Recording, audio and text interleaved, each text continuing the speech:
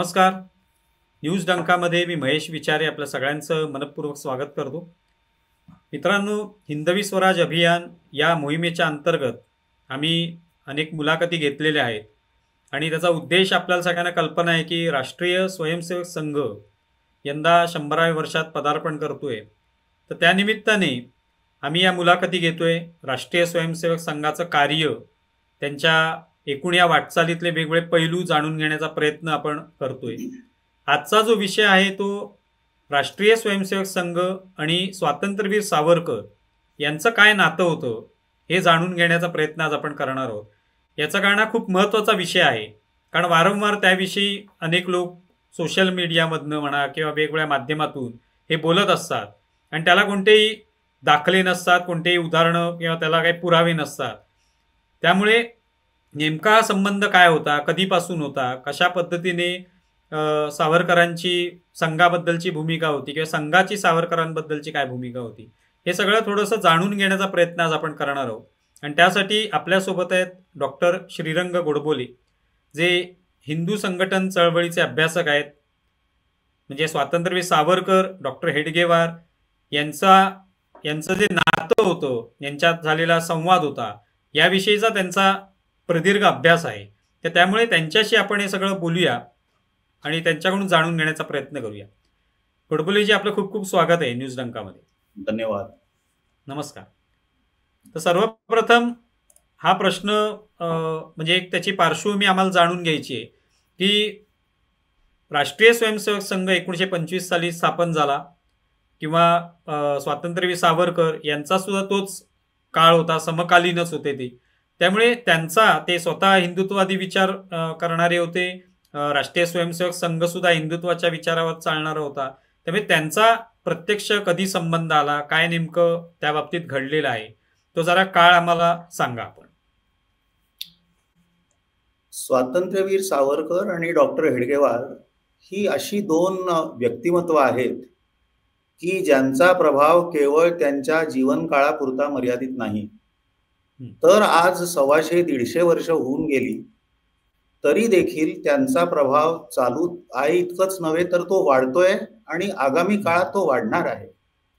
एक लक्षात घ्या, ही दोन्ही महापुरुष असे आहेत की त्या काळी जे प्रचलित विचार विश्व होतं, जी समाज व्यवस्था होती, या दोन्ही गोष्टींवर शाश्वत परिवर्तन करणारे आणि समान ध्येय डोळ्यासमोर असणारे हे दोन महापुरुष आहेत.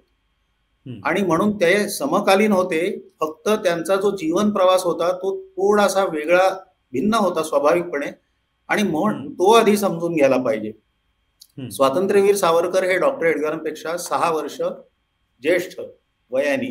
1883चा त्यांचा जन्म नाशिक जिल्ह्यात भगूर या गावी झाला आणि त्यानंतर शालेय शिक्षणासाठी जुलै 1897 मध्ये ते नाशिकला आले आणि मग जानेवारी 1902 मध्ये फर्ग्युसन कॉलेज जे पुण्याचं आहे तिथे त्यांनी प्रवेश घेतला. आणि आपल्याला माहिती आहे की 1905 साली ऑक्टोबर महिन्यात जी पहिल्यांदा जी परदेशी कापडांची जी होळी झाली, त्या कारणासाठी म्हणून त्यांना फर्ग्युसन कॉलेजच्या वसतिगृहातून निष्कासित करण्यात आलं. आणि मग पुढची त्यांची जी 4 वर्ष आहेत 1906 ते 1910 ही इंग्लंडमधली अत्यंत वादळी अशी क्रांतिकार्याची वर्ष आहेत. त्यानंतर त्यांच्यावर आंतरराष्ट्रीय न्यायालयात अभियोग झाला आणि मग 1911 साली अंदमानात त्यांना पाठवण्यात आलं. तिथे ते 10 वर्ष होते, 1921 सालापर्यंत. त्यानंतर त्यांना रत्नागिरीच्या कारागृहात आधी ठेवण्यात आलं 1923 पर्यंत.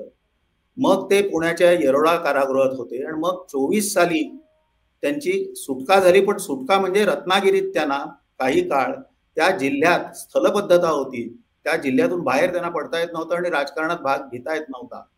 आणि त्यांची विनाअट जी मुक्तता आहे ती 1937 मध्ये झालेली आहे. आणि मग अर्थात नंतरचं सगळं राजकारण आणि सगळा इतिहास लोकांना माहितीच आहे. या उलट आता डॉक्टर हेडगेवारांचा ज्या जीवनाचा आलेख घेतला तर 1889 सालचा त्यांचा नागपुरात जन्म झाला. आणि आपल्याला माहिती आहे की त्यांनी इंग्रजी शाळेत म्हणजे त्यावेळच्या नील सिटी हायस्कूलमध्ये प्रवेश केला आणि तिथे नोव्हेंबर 1907 मध्ये वंदे मातरमचा उद्घोष शाळेत केल्याबद्दल शाळेतून त्यांना काढण्यात आलं. जसं डॉक्टर सावरकरांना फर्ग्युसन कॉलेजमधून काढण्यात आलं, डॉक्टरांना शाळेतून काढण्यात आलं. पुढे 1908 मध्ये काही महिन्यांसाठी ते यवतमाळच्या राष्ट्रीय शाळेत शिकत होते. आणि मग 1910 साली जानेवारी महिन्यात ते कलकत्त्याला गेले. म्हणजे हम्म. क्रांतिकार्य करण्यासाठी, पण वैद्यकीय शिक्षण घेतोय या सबबीखाली म्हणा किंवा तोही एक हेतू होता, त्यासाठी ते कलकत्त्याला गेले आणि मग परत नागपुरात 1916 साली आले. मुळात डॉक्टरांना अल्पायुषी होते डॉक्टर, 91व्या वर्षीच त्यांचं निधन झालं 1940 साली. त्यामुळे बंधमुक्त सावरकरांचा काळ हा 1937 नंतरचा आहे आणि डॉक्टरांचा मृत्यूचं वर्ष हे 1940 आहे. म्हणून अधिकाधिक त्या दोघांचा संबंध जो आहे, प्रत्यक्ष संबंध, हा 3 वर्षांचाच आहे. परंतु त्या अगोदर पुष्कळ अन्य विविध प्रकारे त्यांचा अप्रत्यक्ष संबंधही आलेला आहे. मग हा अप्रत्यक्ष संबंध जो आहे त्याविषयी काही सांगा आणि मग त्यानंतर आपण पुढच्या प्रश्नांकडे बोलूया. आता असं आहे की मी आत्ताच म्हटलं की 1937 साली सावरकरांची विनाअट मुक्तता झाली आणि डॉक्टरांचं निधन 1940 सालचं आहे. ही 3 वर्ष अशी आहेत ज्या वेळेला प्रत्यक्ष भेटी झाल्या.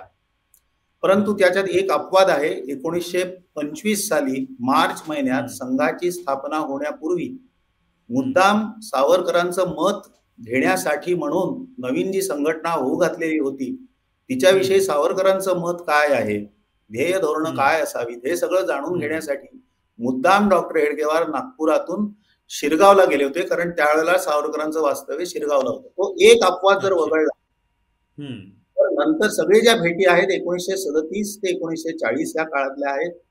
या दरम्यान भरपूर पत्रव्यवहार दोघांच्यात झालेला आहे आणि शेवटची जी भेट आहे दोघांची ही डॉक्टर जाण्यापूर्वी 1.25 महिन्यापूर्वी म्हणजे 11 मे 1940 ला पुण्यात, ज्याला OTC ऑफिसर्स ट्रेनिंग कॅम्प संघाचा व्हायचा, आज संघ शिक्षा वर्ग किंवा कार्यकर्ता प्रशिक्षण वर्ग म्हणतात, त्या पुण्याच्या OTC मध्ये अचानक एक दिवस 11 मे 1940 ला सावरकरांचं दुपारी आगमन झालं आणि तिथे प्रमुख कार्यकर्त्यांची बैठक चालू होती. तिला सावरकरांनी मार्गदर्शन केलं आणि त्याच रात्री ते मुंबईला गेले. डॉक्टर काही दिवसांनी नागपूरला आले. सो 11 मे 1940 हा त्यांचा शेवटची ही भेट आहे. आणि अशा प्रकारे पण मधल्या ज्या भेटी आहेत त्यातल्या काही भेटी या दीर्घ स्वरूपाच्या आहेत.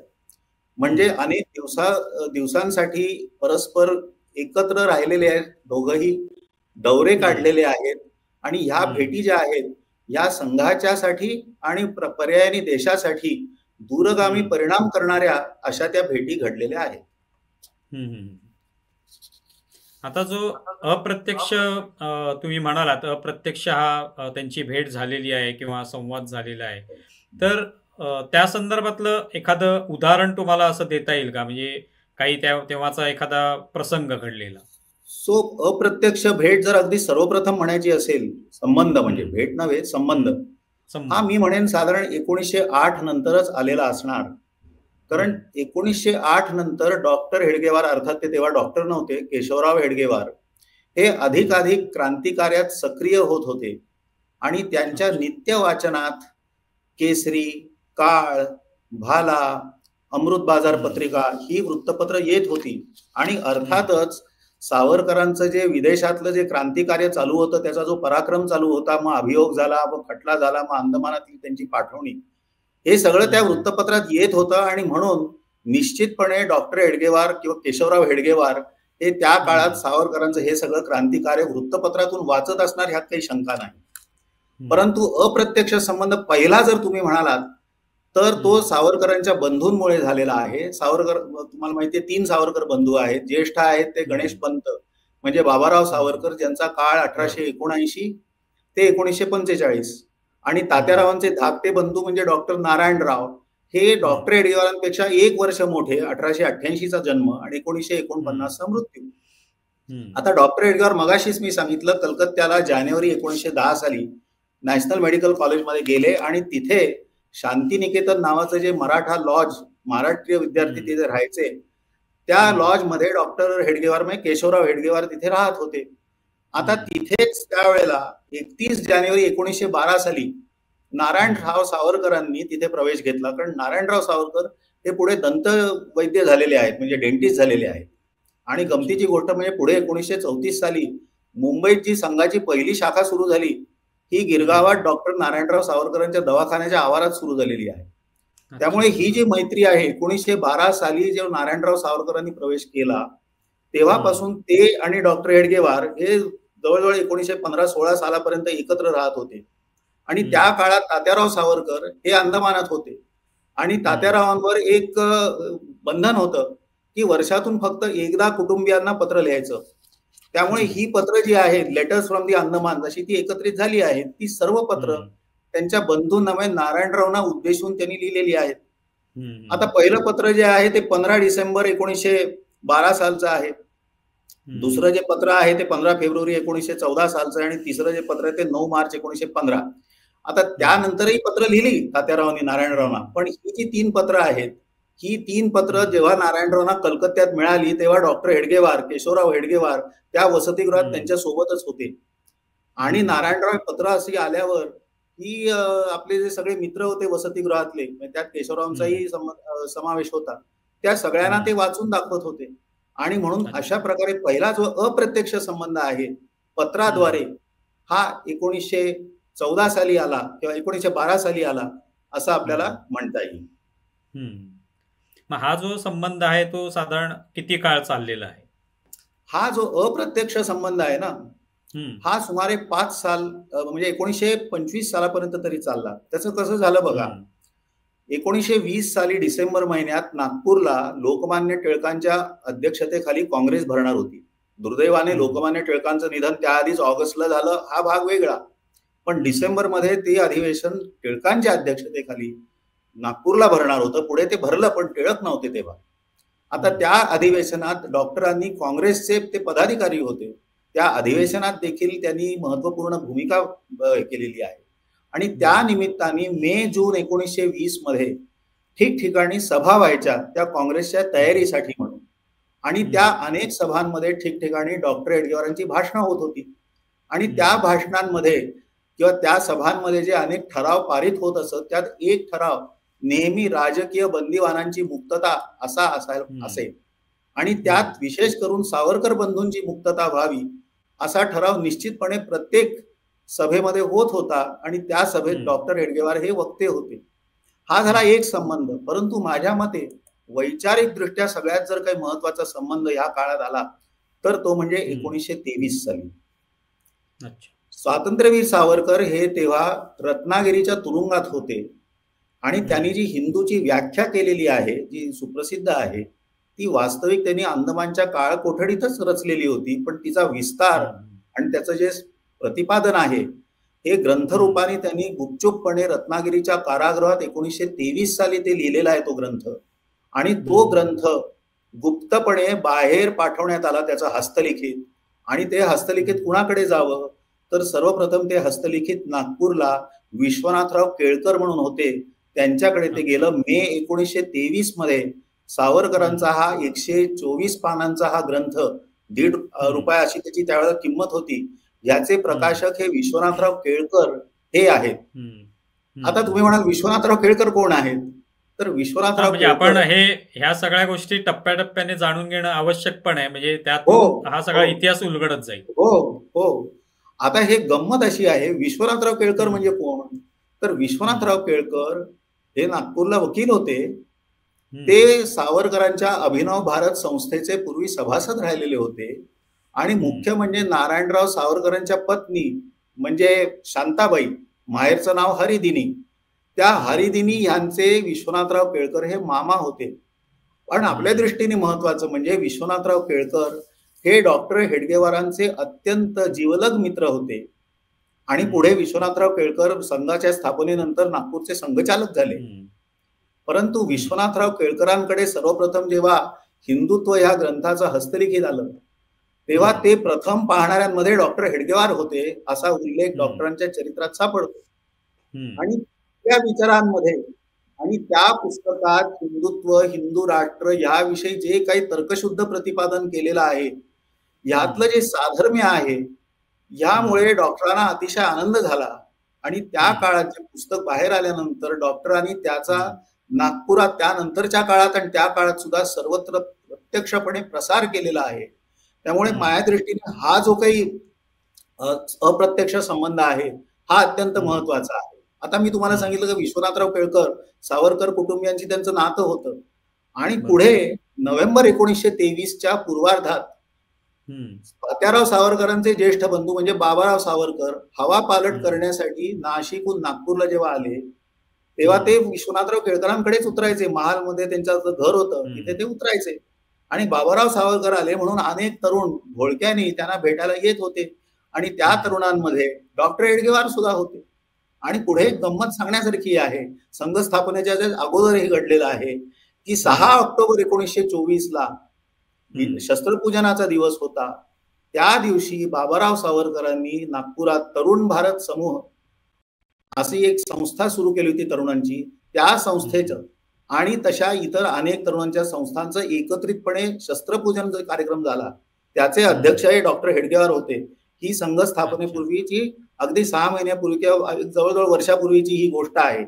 त्यामुळे अशा प्रकारे दोन्ही बंधूंमुळे डॉक्टर हेडगेवारांचा एका अर्थाने तात्याराव सावरकरांशी संबंध आला. डॉक्टर हेडगेवारांचं एक स्वातंत्र्य नावाचं जे दैनिक आहे ते सुद्धा होतं आणि त्याच्यामध्ये सावरकरांची ही जी सगळी प्रकटन आहे ती आलेली दिसून येतात. तर त्याविषयी काही सांगा. तर डॉक्टरांनी स्वातंत्र्य हे दैनिक 1923 साली त्याचा संकल्प केला, पण पहिला अंक 17 जानेवारी 1924ला निघाला आणि आता त्याचे फारसे काही अंक मिळत नाहीत. पण जे काही एखाद दुसरा अंक उपलब्ध आहे त्यात असं दिसतं की त्या पहिल्या पानावर मुखपृष्ठ आणि शेवटच्या पानावर प्रकटन म्हणजे ऍडव्हर्टिजमेंट असायची. तर ती ऍडव्हर्टिजमेंट कशाची असायची तर सावरकरांचे एकोस फ्रॉम अंदमान्स याचं तरी ते होतं प्रकटन किंवा हिंदुत्व ह्या ग्रंथाचं होतं.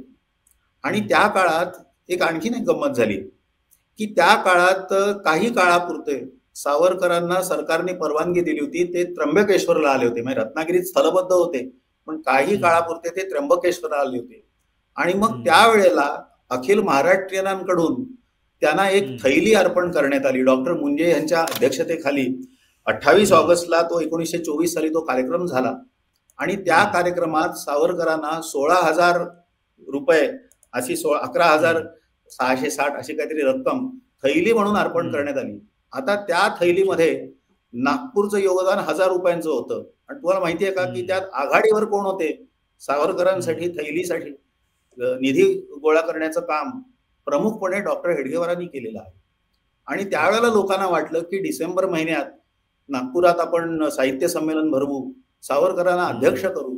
अनेक लोकांचा विरोध होता कारण ब्रिटिशांची भीती होती, परंतु सावरकरांना अध्यक्ष करावं याचं एक अभियान डॉक्टर हेडगेवार आणि त्यांच्या मित्रांनी त्या काळात केलं. पुढे ते संमेलन तिथे झालं नाही, ते नंतर 26 साली झाला, हा भाग वेगळा, पण ते होऊ घातलेलं होतं.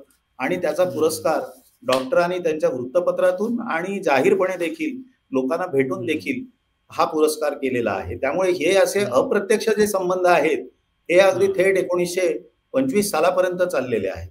त्यात भेट नाही झालेली पण संबंध तर खूप घनिष्ठ असा आहे. मग प्रत्यक्ष भेटीचा जो काय क्षण आहे तो नेमका कधीचा आहे? तो भेटीचा क्षण आहे 1925 मार्च. असा आहे की सावरकरांना मी सांगितलं जेव्हा ते अंदमानातून सुटले त्यावेळेला त्यांना स्थलबद्धता अशी एक शिक्षा होती, रत्नागिरी जिल्ह्यातच राहायचं. आणि त्यासाठी दिनांक सांगतो 23 नोव्हेंबर 1924ला रत्नागिरीला सावरकर पोहोचले बोटीने, मुंबईहून बोटीने पोहोचले रत्नागिरीला. आता गंमत त्यावेळेला रत्नागिरीला प्लेग चालू होता आणि म्हणून सावरकरांना रत्नागिरीच्या जवळ शिरगाव म्हणून गाव आहे तिथे ते विष्णुपंत दामले, ते आजही ते घर आहे, विष्णुपंत दामल्यांच्या घरी सावरकर तिथे राहिलेले आहेत. आणि ते थेट ह्या शिरगावला 20 जून 1925 पर्यंत ते राहिलेले आहेत. ह्या मधल्या काळात सावरकर शिरगावला असताना सांगण्याचं एक आणखीन एक गंमत म्हणजे हिंदू पदपातशाही हा ग्रंथ त्यांनी त्या एका छोट्या खोलीत लिहिलेला आहे. परंतु त्या घरातच डॉक्टर हेडगेवार हे मार्च 1925 साली संघ स्थापनेच्या काही महिने अगोदर मुद्दाम नागपूरहून सावरकरांचं ह्या प्रस्तावित संघटनेविषयी काय मत आहे ते जाणून घेण्यासाठी मुद्दाम त्यांना भेटण्यासाठी म्हणून शिरगावला आले विष्णुपंत दामल्यांच्या घरी. 2 दिवस डॉक्टर हेडगेवार तिथे राहिलेले आहेत. आणि मग ह्या संघटनेचं नाव काय असावं, ध्येय काय असावं, कार्यपद्धती काय असावी, अशा पद्धतीची चर्चा ह्या दोघांमध्ये त्या काळात घडलेली आहे. आणि त्याचे प्रत्यक्ष साक्षीदार म्हणजे विष्णुपंत दामल्यांचा मुलगा म्हणजे मोरेश्वर दामले. त्यावेळेला त्यांचं वय 16 होतं. त्यांनी नंतर 82 साली एक पुस्तक लिहिलं आणि प्रकाशित केलं सावरकर स्मृती म्हणून, आणि त्यात त्यांनी ह्या भेटीचं वर्णन केलं आहे. आणि त्यात ते म्हणतात की मध्यम उंची, भरदार शरीर, डोक्यावर उंच टोपी, कपाळावर आडवे गंध, करड्या रंगाच्या कोटाच्या आत पाठीमागच्या बाजूला कोटाखाली आलेला शर्ट, गुडघ्याच्या थोडेसे खालपर्यंत असलेले धोतर आणि पायात बूट, असे ते खास नागपुरी व्यक्तिमत्व आजही माझ्या डोळ्यांसमोर आहे. आमच्या घरी तात्यांसमवेत ते दुपारी जेवावयास होते आणि ते सायंकाळी ते सावरकर व ते असे दोघेही रत्नागिरीला निघून गेले, अशी आठवण मोरेश्वर दामले, विष्णुपंतांचे चिरंजीव, यांनी लिहिलेली आहे. अशी ही पहिली भेट जी आहे आणि सावरकर बंधमुक्त होण्यापूर्वीची एकमेव भेट ही मार्च 1925 ची आहे आणि त्याचा दूरगामी परिणाम झालेला आहे. आणि त्यात दुसरं एक सांगणं होतं सावरकरांचं. सावरकरांनी त्यावेळेला सांगितलं होतं डॉक्टरांना, कारण असं म्हणतात की डॉक्टरांना संघ तिथे स्थापन करायचा होता, पण सावरकरांनी त्यांना सांगितलं की मी रत्नागिरीत असेपर्यंत तुम्ही संघ रत्नागिरीत सुरू करू नका, कारण ब्रिटिश माझ्याशी त्याचा संबंध जोडतील आणि तुम्हाला त्रास देतील. आणि म्हणून ठिकठिकाणी चिपळूणला संघ सुरू झाला, पण सावरकर असेपर्यंत 1937 पर्यंत संघ रत्नागिरीत सुरू झाला नाही. सावरकरांनी सांगितलं होतं, संघाच्या काळजीपोटी सांगितलं होतं की माझ्यामुळे तुम्हाला त्रास होईल, म्हणून मी असेपर्यंत इथे हे काम नका सुरू करू, तुम्ही बाहेर सुरू करा, असा त्यांचा उपदेश होता. त्यानंतर ज्या वेळेला 1937ला सावरकरांची सुटका झाली, त्यानंतर सुद्धा ही भेट झाल्याचं जर सुरुवातीलाच तुम्ही उल्लेख केला, 37 ते 40 या 3 वर्षामध्ये ही भेट झालेली आहे, संवाद झालेले, तर त्याविषयी काही सांगा. आता सावरकरांचं जे रत्नागिरीला जो निरोप समारंभ झाला की आता रत्नागिरी सोडून जायचंय, तो 17 जून 1937ला झाला. आणि एक गमतीची गोष्ट सांगतो, त्या निरोपाच्या समारंभात आभार प्रदर्शनाचं जे काम आहे ते कोणी केलं असेल, तर पुढे आणीबाणीनंतर जे संघाचे सरकार्यवाह झाले माधवराव मुळे, त्या काळात ते चिपळूणला खास करून संघ काम करत होते, त्यांनी त्या सावरकरांच्या निरोप समारंभात आभार प्रदर्शनाचं काम केलं. 17 जून 1937ला सावरकरांनी रत्नागिरी सोडलं आणि मग सर्वत्र महाराष्ट्रात आणि देशभरात त्यांचा संचार सुरू झाला आणि त्यानिमित्ताने जुलै महिन्यात ते पुण्यात आले. आता खरं म्हणजे सावरकरांची आणि डॉक्टरांची लगेच भेट व्हायला पाहिजे आणि तसं होणारही होतं, परंतु एक जी होऊ घातलेली भेट होती ती जी नाही झाली ती मी आधी सांगतो. की पहिल्यांदा सावरकर गेले पुण्याला आणि डॉक्टरांचं पत्र आहे जुलै महिन्यातलं, डॉक्टरांचं पुण्याचे संघचालक विनायकराव आपटे यांना लिहिलेलं पत्र आहे आणि ते म्हणतात की खरोखरच आपण भाग्यवान आहात यात शंका नाही. बॅरिस्टर सावरकरांसारख्या अतुल स्वार्थ त्यागी व निस्सीम देशसेवकाचा आपल्याला सहवास घडून त्यांच्या अमूल्य वाकसुधेचा आपल्याला आस्वाद घेता आला. आम्हीही या दिवसाची प्रतीक्षा करीत आहोत व परमेश्वराने तो सुदीन या भागाला लवकर दाखवावा अशी त्याच्याजवळ आमची प्रार्थना आहे, असं डॉक्टरांचं पत्र आहे जुलै 1937चं. आणि मग डॉक्टरांची लगेच खटपट सुरू झाली की विजयादशमीच्या कार्यक्रमाला, उत्सवाला संघाच्या 37 सालच्याच डॉक्टरांना अध्यक्ष करायचं आणि तसा पत्रव्यवहारही त्यांनी केला आणि ते मान्यही झालं. सावरकरांनी आंदोलनाने मान्य केलं. आणि मग त्याच्या पूर्वी, विजयादशमीच्या पूर्वी डॉक्टरांनी सर्वांना पत्र लिहिलेली आहेत स्वयंसेवकांना की 3 आणि 4 ऑक्टोबरला शस्त्रपूजन आणि विजयादशमी आहे, ते 2 दिवस सावरकरांच्या चरणी अर्पण करा, अशा प्रकारचं पत्र डॉक्टरांनी स्वयंसेवकांना लिहिलेलं आहे. आणि त्यापूर्वी, ऑक्टोबरच्या पूर्वी सावरकर वऱ्हाड प्रांतिक परिषदेसाठी अकोल्याला 24 सप्टेंबर 1937ला येणार होते आणि म्हणून त्यांच्या सोबत राहता यावं, त्यांच्या सोबत सहवास त्यांचा घडावा म्हणून अकोलेकरांनी आग्रह धरला की डॉक्टर अहो तुम्ही इथे या अकोल्याला, तुम्ही सावरकरांच्या स्वागतासाठी 24 तारखेला सप्टेंबरला हजर राहा. त्याप्रमाणे उत्तर हिंदुस्थानातला आपला प्रवास अर्धवट टाकून डॉक्टर नागपूरला आले आणि त्याच रात्री ते अकोल्याला गेले. आणि नंतर तिथे कळलं की सावरकर अत्यंत आजारी असल्यामुळे ही परिषद रद्द करायला लागलेली आहे आणि म्हणून सावरकर त्या वर्षी विजयादशमी उत्सवाला येऊ शकत नाहीत. आणि म्हणून जी सप्टेंबर 37 साली जी भेट होऊ घातली होती ती दुर्दैवाने सावरकरांच्या आजारपणामुळे ती होऊ शकली नाही आणि ती पुढे घडली. ती पुढे कधी घडलेली आहे, कारण त्याच्याबद्दल जास्त कुतूहल आहे. हा, अर्थातच जेव्हा प्रत्यक्ष पहिली भेट घडली अर्थातच सगळ्यांना कुतूहल आहे. आणि डिसेंबर 1937 हा तो महिना आहे. सावरकरांचा मध्य प्रांत आणि वऱ्हाड या भागात प्रवास होता सगळीकडे आणि 11 डिसेंबरला 1937ला सावरकर नागपूरला पोहोचले आणि प्रचंड हजारो लोक त्यांच्या स्वागतासाठी रेल्वे स्थानकावर उपस्थित होती आणि संघाचा बँड, आता घोष म्हणतो आपण, पण त्यावेळेला लष्करी जो बँड आहे त्यांनी सावरकरांचं स्वागत केलं 11 डिसेंबर 1937ला. आणि दुसऱ्या दिवशी म्हणजे 12 डिसेंबर 1937चा तो दिवस. अर्थात 11 डिसेंबरला डॉक्टर हेडगेवार हे रेल्वे स्थानकावर सावरकरांचं स्वागत करण्यासाठी होतेच, पण सावरकरांची संघाला पहिली भेट ही 12 डिसेंबर 1937ला संध्याकाळी 5 वाजता रेशीम बागेच्या पटांगणात सावरकरांचं आगमन झालं. तिथे त्यांना लष्करी मानवंदना देण्यात आली आणि मग लष्करी काही कार्यक्रम झाल्यानंतर स्वयंसेवकांचा मार्च पास्ट झाला आणि त्यानंतर डॉक्टरांचं भाषण झालं, प्रास्ताविक भाषण, आणि ते म्हणाले की सावरकरांसारख्या अलौकिक व अत्यंत श्रेष्ठ अशा राष्ट्रवीराचं दर्शन संघाला घडले. हा संघाच्या आयुष्यातील अत्यंत भाग्याचा दिवस आहे. त्यांच्या पदरजाने पुनीत होणाऱ्या या भूमीवरून वाहणारा वायू स्वयंसेवकांच्या श्वासोश्वासाबरोबर हृदयात जाऊन त्यांची राष्ट्रभक्ती सदैव जागृत ठेवील, अशा प्रकारचे डॉक्टरांनी उद्गार काढून सावरकरांना पुष्पहार घातला. पण मग या ठिकाणी सावरकरांचंही भाषण झालं असेल, त्यांनी काही एक प्रकारे संबोधित केलं असेल उपस्थितांना. सावरकरांचं त्या प्रसंगी 1 तास भाषण झालेलं आहे आणि ते भाषण इतकं प्रभावशाली आणि ओजस्वी होतं की त्या काळात महाराष्ट्र नावाचं द्विसाप्ताहिक नागपुरातून निघे, तिथे या भाषणाचा वृत्तांत आहे, त्याचं कात्रण माझ्याकडे आहे. त्या भाषणाचं वर्णन शब्दात करणं अशक्य आहे असं महाराष्ट्राने नमूद केलेलं आहे.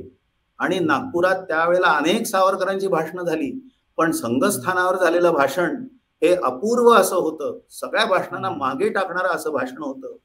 आणि त्या भाषणात सावरकर म्हणाले, आणि मी वाचून दाखवतो कारण शब्द मागे पुढे नकोत व्हायला, सांघिक मन उत्पन्न करण्याच्या एकाच इच्छेने क्रिया करण्याची वृत्ती उत्पन्न करण्याच्या दृष्टीने सैनिक संचलनाचे शिक्षण देणाऱ्या अशा संघाचे महत्व फार आहे.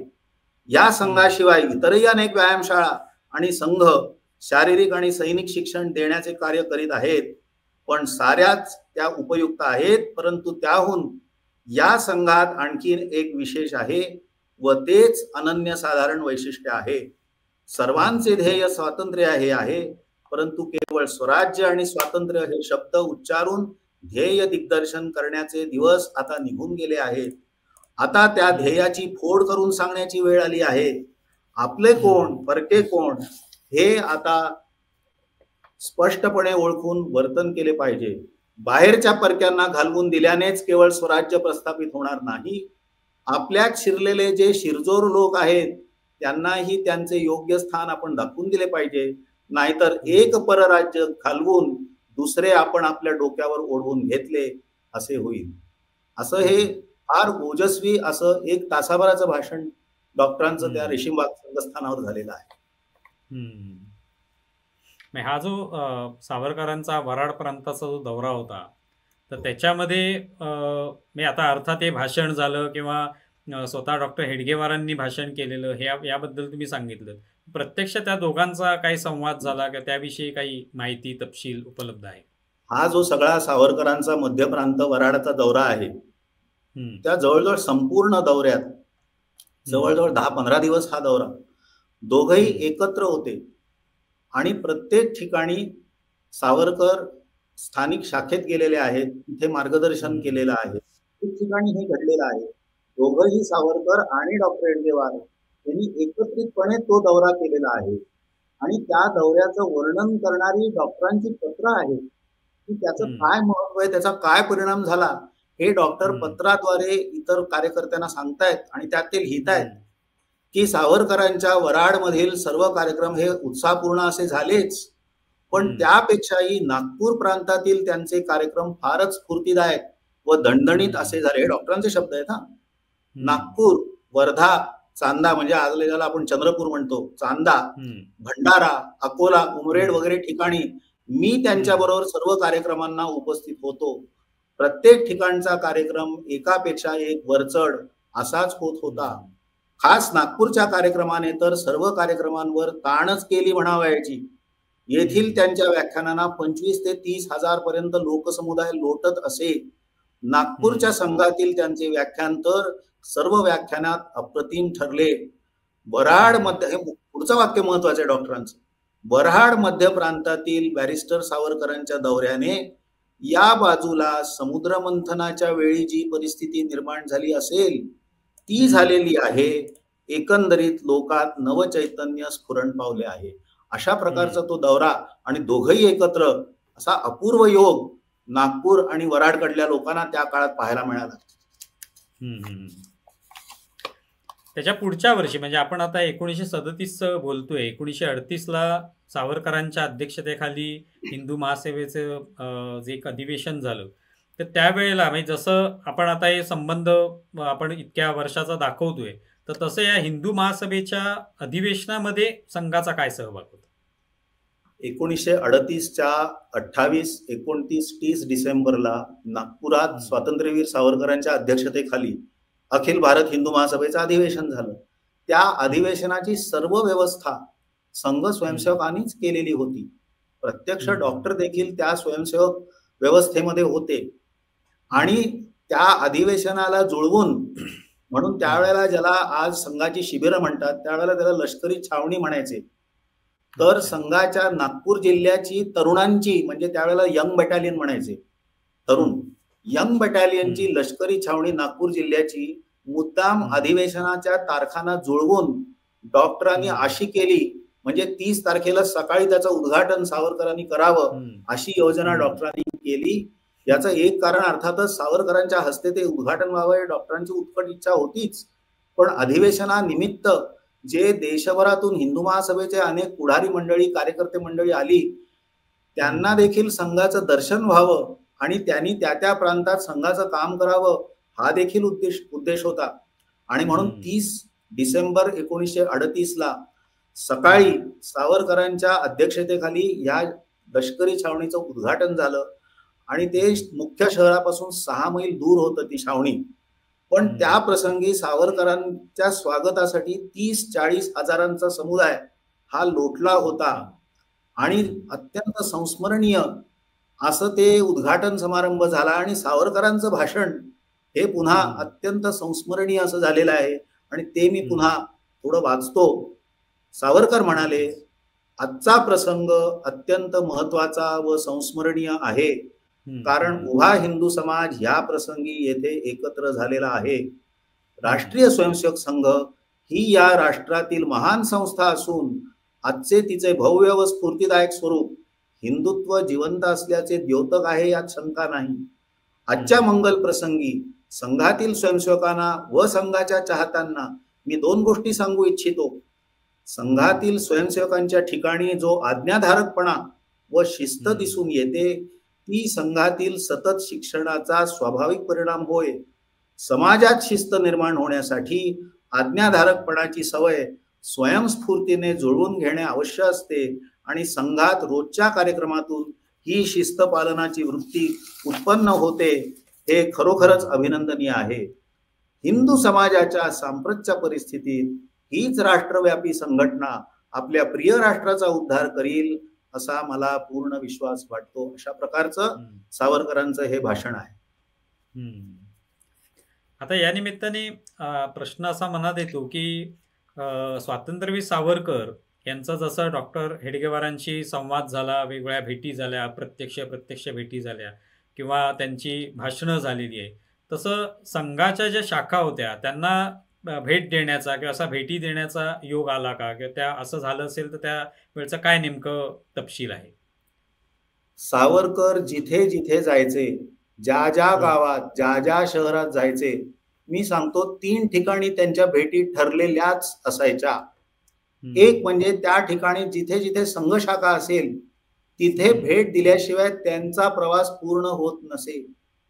दुसरी भेट जिथे असेल तिथे, कारण नुकतीच सुरू झाली होती राष्ट्रसेविका समिती, तर तिथे जर शाखा असेल समितीची तर तिथे देखील सावरकर आवर्जून भेट देत असत. आणि तिसरं म्हणजे जिथे जिथे पूर्वास्पृश्यांची वस्ती असेल, म्हणजे ज्याला दलित म्हणू, पूर्वास्पृश्य किंवा हरिजन म्हणू, त्या वस्तीत भेट दिल्याशिवाय सावरकरांचा प्रवास जो आहे हा कधीही पूर्ण झाला नाही. त्यामुळे नुसत्या उत्सवाला ते अध्यक्ष असायचे, अनेक ठिकाणी होते. 1938 साली दिल्लीला जो विजयादशमीचा उत्सव झाला त्यात स्वातंत्र्यवीर सावरकरच अध्यक्ष होते. अनेक ठिकाणी ते अध्यक्ष होते उत्सवाना, पण नुसत्या उत्सवाना ते जात नव्हते.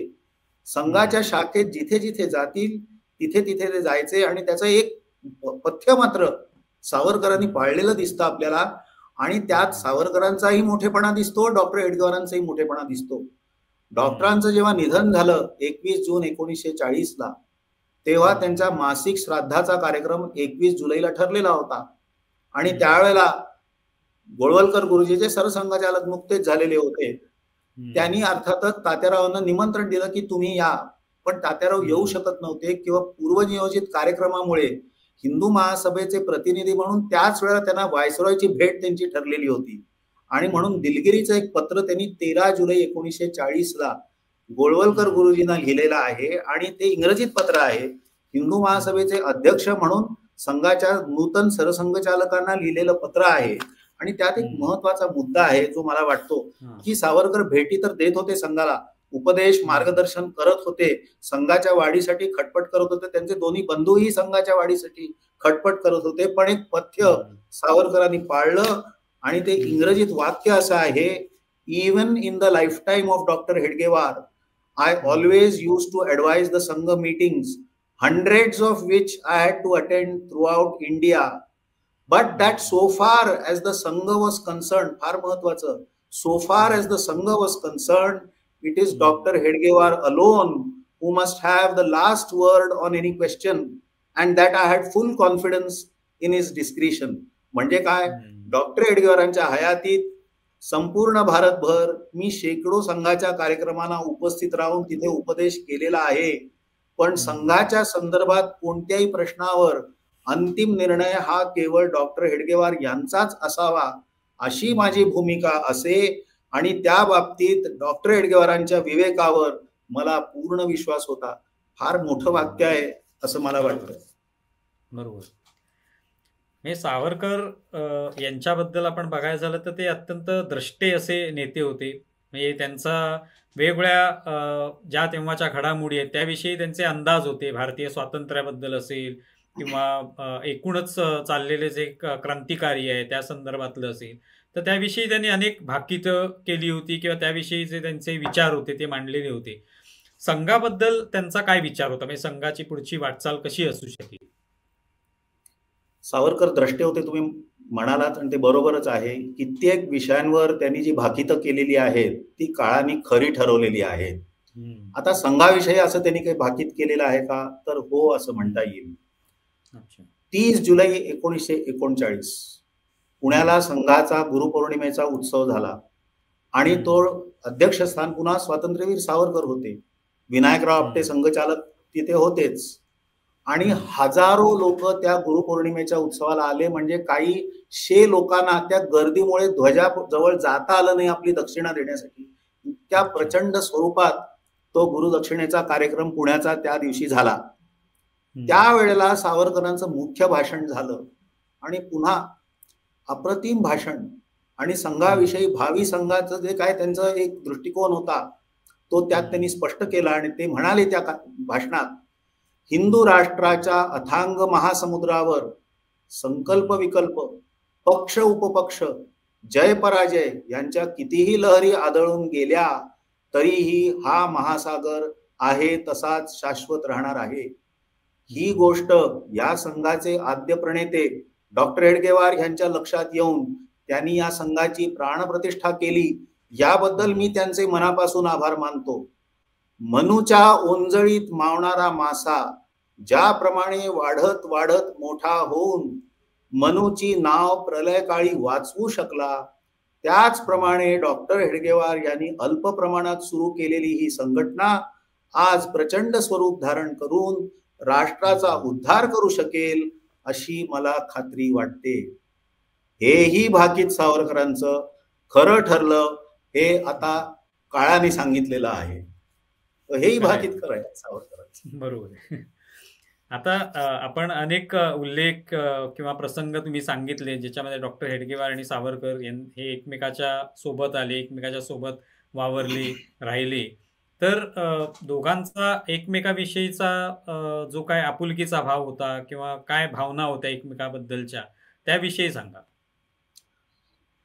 हे दोघं महापुरुष असे आहेत ना की त्यांचं एकमेकांविषयी प्रेम जे आहे, जिव्हाळा जो आहे, नुसतं प्रेम नाही, जिव्हाळा आहे, स्नेह आहे, आदर आहे, या सगळ्या भावना आहेत आणि त्या बारीक सारीक गोष्टीतून आपल्याला दिसतात. म्हणजे डॉक्टर हेडगेवार तर सावरकरांचा उल्लेख पूजनीय नाहीतर परमपूजनीय केल्याशिवाय कधीही पूर्ण करत नसत. अगदी सार्वजनिक ठिकाणी देखील, अगदी रेल्वेच्या डब्यात देखील, अकोल्याच्या स्थानकात डॉक्टरांनी सावरकरांना भर डब्यातच सार्वजनिक ठिकाणी साष्टांग दंडवत घातल्याची आठवण अकोल्याचे कार्यकर्ते शंकरराव समुद्र यांनी सांगितलेली आहे. आता एक छोटी एक घटना सांगतो मी.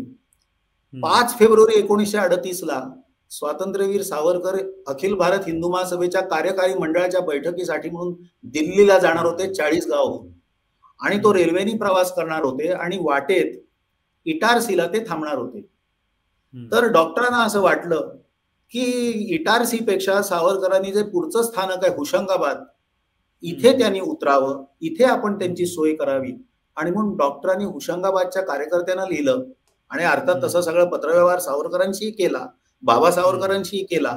आणि त्यात ते म्हणतात असं की इटारसीला सावरकरांना उतरवून न घेता हुशंगाबादला उतरवून घ्या, त्यांचं स्वागत करा, त्यांना त्यांची व्यवस्था राहण्याची करा, त्यांच्यासाठी कोणतेही सार्वजनिक कार्यक्रम ठेवू नका, त्यांना पूर्ण विश्रांती मिळेल याची काळजी घ्या. अशा प्रकारे त्यांना पूर्ण विश्रांती मिळावी अशी खटपट डॉक्टर हेडगेवारांची होती. आणि ह्या उलट मी आता उदाहरण सांगतो. जुलै 1939 मध्ये डॉक्टर हेडगेवार तापाने अत्यंत आजारी होते आणि त्यावेळेला सावरकरांचं एक पत्र आहे लिहिलेलं, ते उपलब्ध आहे, हस्तलिखित पत्र आहे. आणि त्यात सावरकरांनी डॉक्टरांना लिहिलेलं आहे की आपण तापाने बरेच आजारी असल्याचे ऐकून धक्का बसल्यासारखे झाले आहे. प्रकृतीस अत्यंत जपावे, औषध पथ्य पाणी ह्यात किमपीही चालढकल होऊ नये. आपले स्वास्थ्य म्हणजे हिंदुस्थानचा आज एक आधारस्तंभ आहे. ईश्वर आपणाला उदंड आयुष्य, बळ नि यश देवो.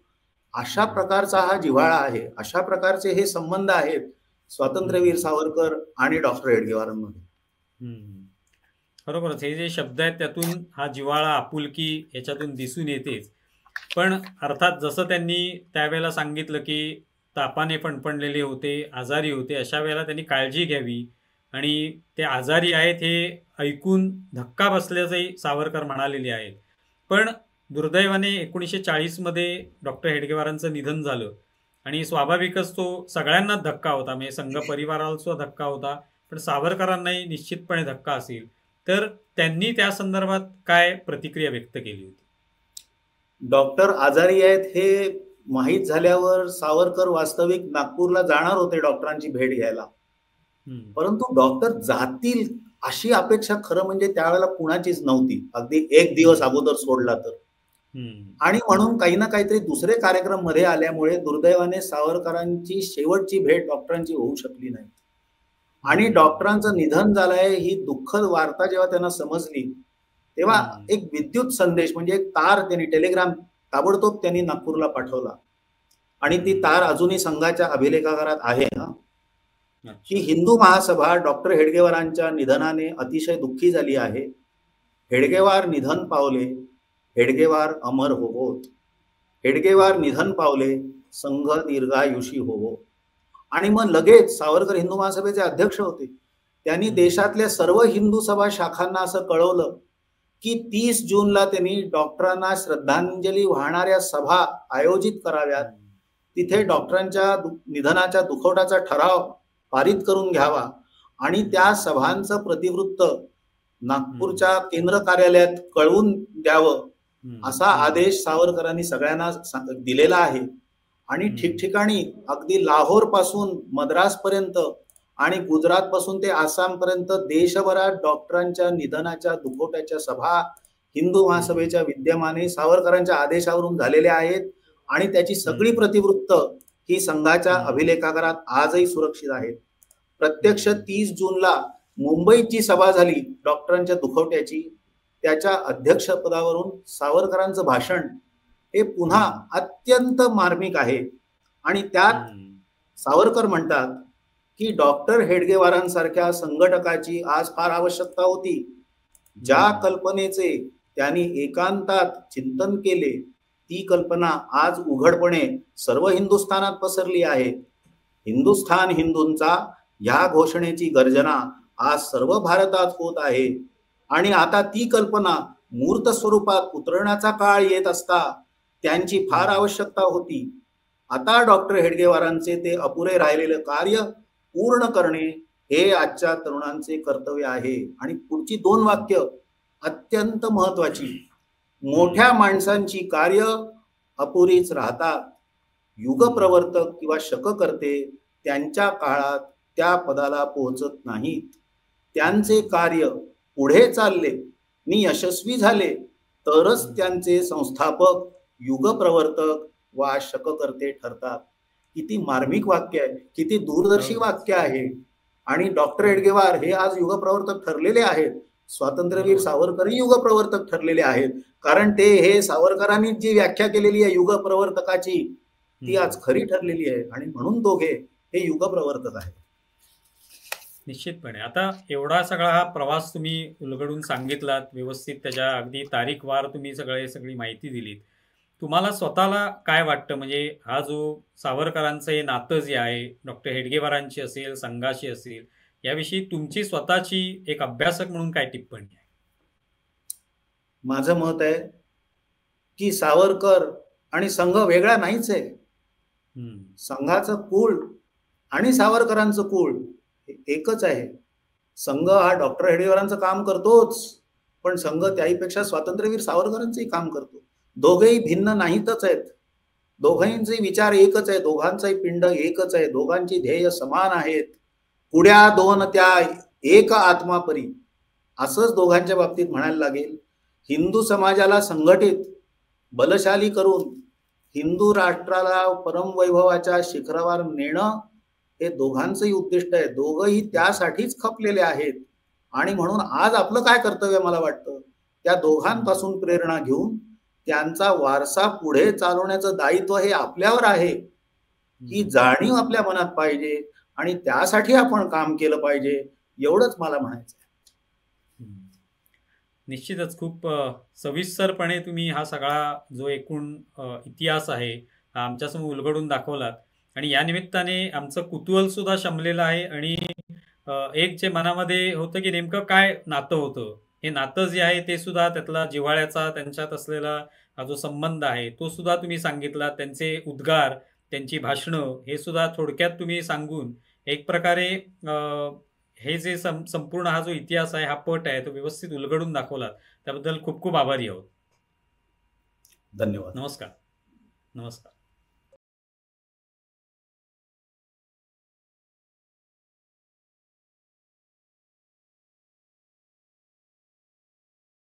आमचा व्हिडिओ जास्तीत जास्त लाईक करा, शेअर करा आणि आमचे YouTube चॅनल सबस्क्राईब करा. धन्यवाद.